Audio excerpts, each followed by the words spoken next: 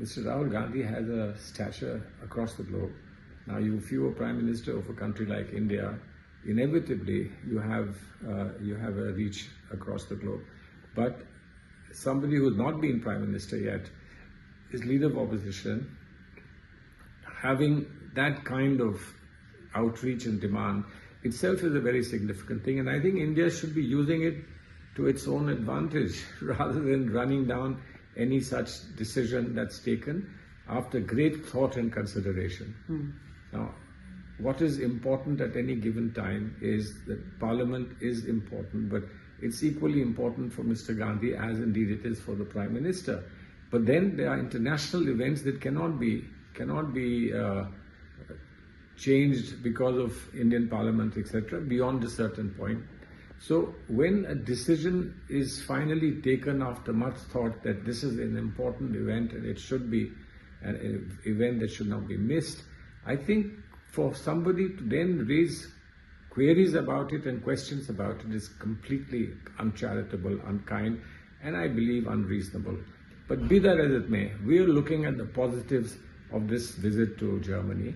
Mr. Gandhi is visiting Germany on the invitation of the Progressive Alliance, an important alliance of 117 progressive parties of the world, of which 30 are in power.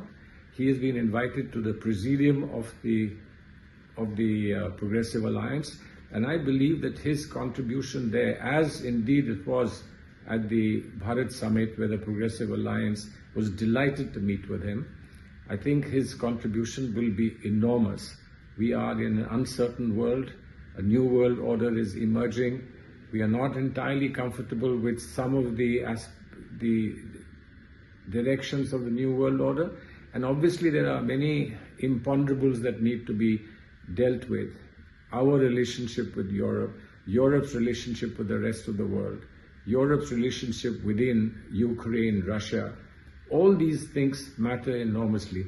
And of course, our relationship with Europe means not only relationship between political parties, but it also means about relationship with the cutting edge industry in Europe, etc. And there, of course, Rahulji will have a chance to meet with many of the heads of industry.